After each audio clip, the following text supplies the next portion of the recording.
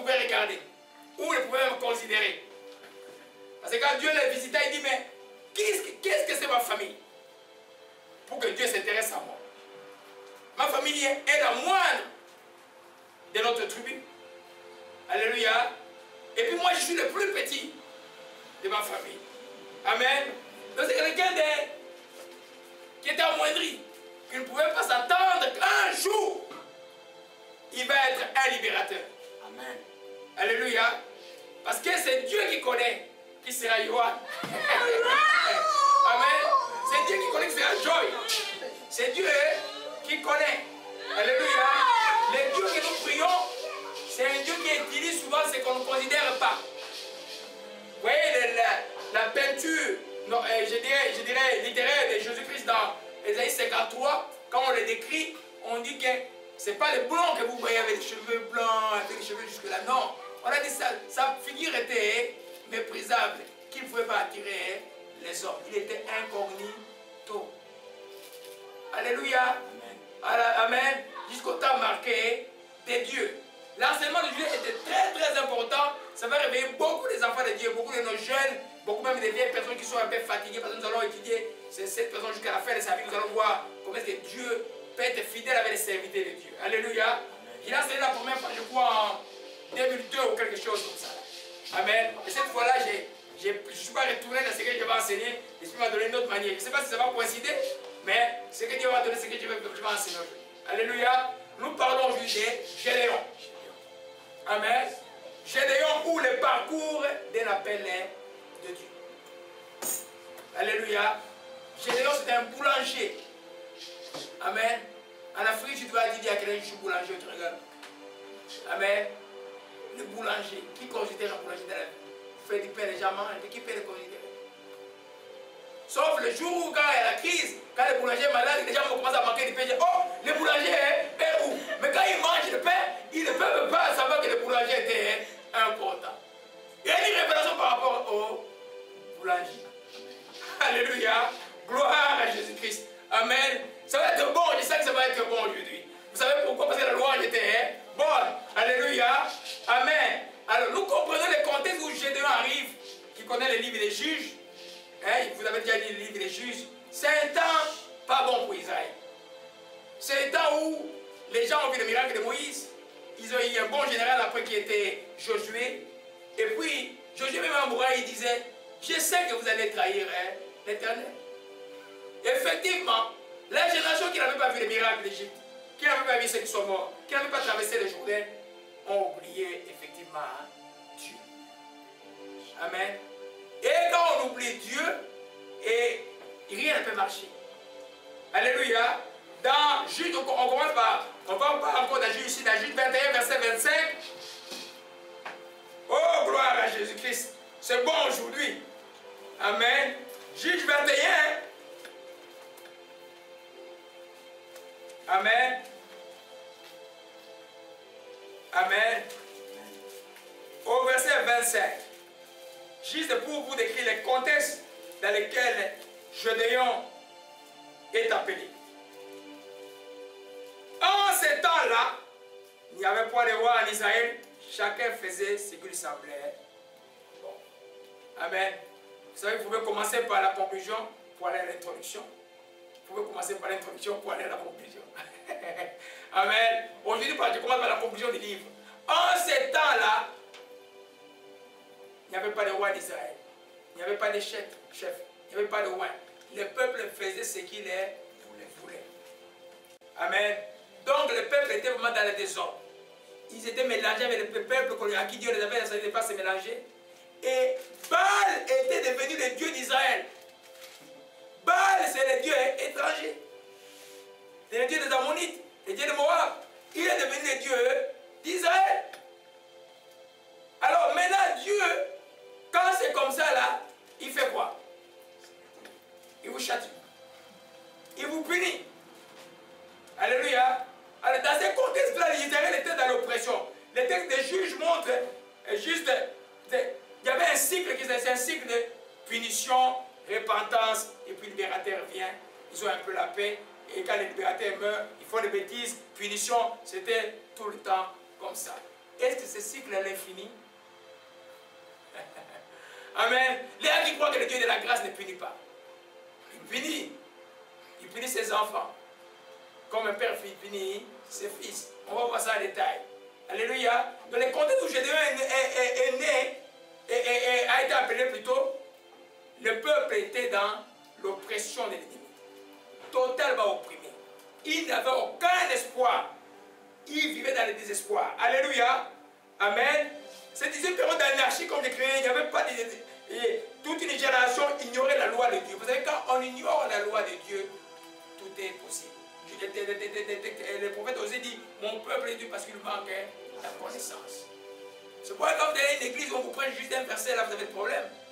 J'ai rencontré un jeune homme à la SAC hier, et avant-hier, il veut devenir, bon, il sert dans une église, il veut devenir pasteur. Il me demande, écoutez là quand il me répond, pasteur, qu'est-ce que quoi si je vais faire ma théologie à l'Université de Montréal?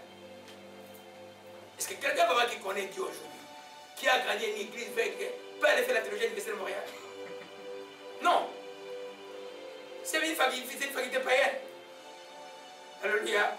Mais il sert dans une église, il est évangéliste dans une église. Voyez un peu, la connaissance est extrêmement importante. Quand tu manques la connaissance, tu vas avoir les mêmes conséquences que celui qui est esclave. Le texte de Galates dit. Tout est pour toi, mais tu ne sais pas que c'est pour toi. Tu vis comme si les choses étaient... Tu combats même pour les choses qui sont déjà à toi. Au point où tu commences à détruire ce qui t'appartient. Alléluia. Donc le peuple vivait dans ces contextes-là. Ils étaient malheureux. Alors maintenant, la Juge chapitre 6. Alléluia. La Juge chapitre 6. Oh, gloire à Jésus-Christ. Amen. Alléluia. Gloire à Jésus-Christ. Oh, Maranatha, Oshimalakaya. Amen. Je peux les lire tranquillement. Je vais sauter quelques portions pour que nous comprenions les contextes. Les enfants d'Israël firent ce qui déplaît à l'Éternel. L'Éternel les livra entre les mains des mendiants pendant 7 ans. La main de l'Éternel fut puissante contre Israël pour échapper à mendiants. Les enfants d'Israël s'est retirés dans les ravins, dans les montagnes, dans les cavernes, dans les rochers fortifiés. Ils fuyaient leur maison, ils allaient se cacher dans les trous des montagnes. Alléluia. Quand Israël avait semé, mendiants montaient avec Amalek, les fils de l'Orient, ils marchaient contre lui, ils campaient en face de lui, détruisaient la production jusqu'à vers Gaza, ne laissaient en Israël ni vivre, ni brebis, ni bœuf. Quand ils montaient avec leurs troupeaux, leurs tentes, ils arrivaient comme une multitude de sauterelles. Ils étaient innombrables, eux, leurs chameaux, ils venaient dans le pays pour les ravager. Israël fut très malheureux à cause des mendiants et les enfants d'Israël crièrent à l'Éternel. Il fut très, très malheureux. Mais le verset 1 dit quoi? Le verset 2 dit, Israël fit ce qui déplaît à l'Éternel. Amen. Et l'Éternel le livra entre les mains des mendiants pendant 7 ans. Alléluia. Si vous savez, c'était juste, faisait 40 ans. Quand il faisait les bêtises, Dieu les livrait à l'ennemi pendant 7 ans. Ou plus de fois. Mais pas beaucoup de temps. Parce que quand la sauterelle arrive là, et ce n'est pas de la blague. Alléluia. De nous dire aujourd'hui le premier principe que nous voyons, les dieux des alliances. Bon, je vais qu'on y un peu dans le contexte, parce qu'il y en a qui sont nouveaux dans la chrétienté. Alléluia. Et puis, au verset 11, puis vient là de l'Éternel s'assit sous les térébintes d'Ophra qui appartenait à Joas, de la famille d'Abiézère. Gédéon, son fils, battait du froment au pressoir pour le mettre. Froment, c'est la farine, si vous voulez, à l'abri des mendiants. L'ange de l'Éternel lui apparaît et lui dit, l'Éternel est avec toi, vaillant héros. Amen. Retenez cela. Un boulanger en train de faire son pain, un petit de la famille d'une tribu, la moindre d'Israël, une famille la moindre de la tribu. Dieu veut te dire, vaillant héros, Dieu est avec toi. Et il répondit, Gédéon dit, ah mon Seigneur, si l'Éternel est avec moi, pourquoi toutes ces choses sont-elles arrivées? Où sont tous les prodiges que nos pères nous racontent? Quand ils disent, l'Éternel nous a-t-il pas fait montrer hors d'Égypte? Maintenant l'Éternel nous abandonne, il nous livre entre les mains des mendiants. L'Éternel s'est retourné vers lui et dit, va avec cette force que tu as. Délivre Israël de la main des mendiants, n'est-ce pas moi qui t'envoie? Alléluia.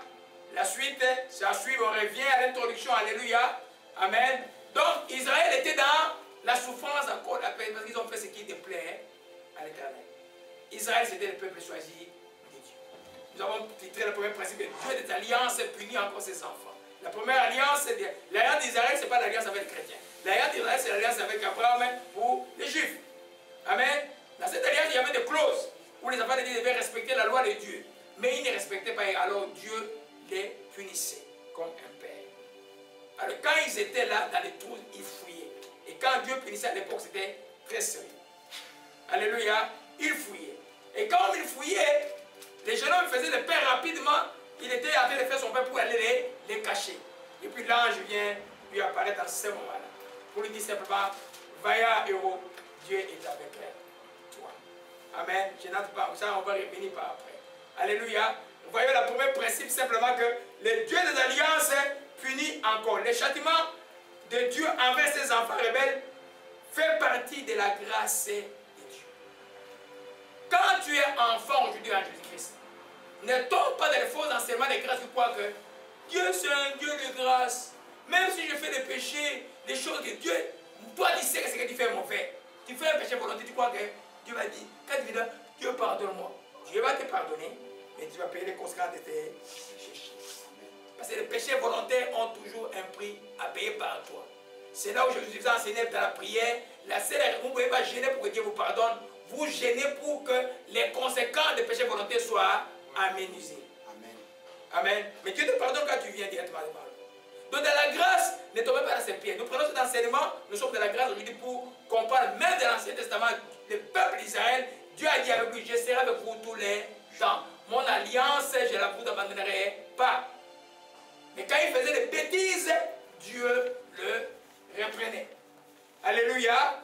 Amen. Alors dans Juge chapitre 3. Amen. Juge chapitre 3, les premiers principes que nous voyons, les deux alliances punissent encore ses enfants. C'est dans ce contexte que Gédéon a eu des problèmes. Et que tous les Juifs ont eu des problèmes parce qu'ils ont désobéi à Dieu. Alléluia. Amen. Est-ce que Dieu a commencé à être le Dieu de grâce avec ses mamans Jésus-Christ? Non. Amen.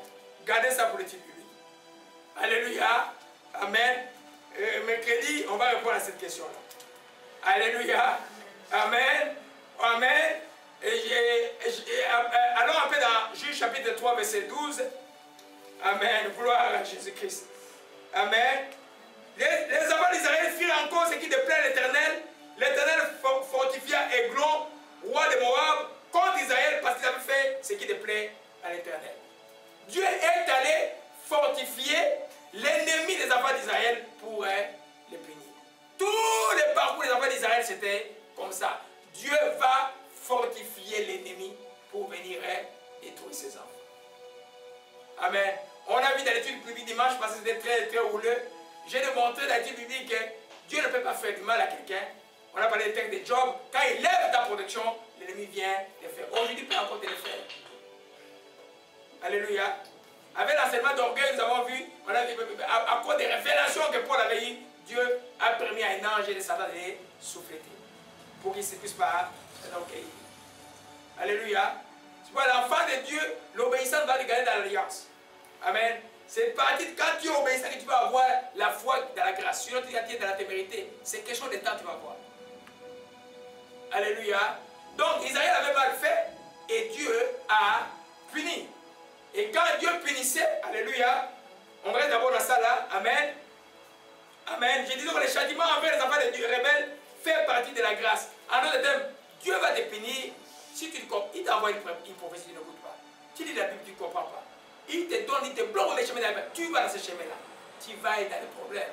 Et quand tu vas dans les problèmes, c'est là où la grâce va se manifester. Tu vas crier, oh Père, là je suis mort. Il va te récupérer.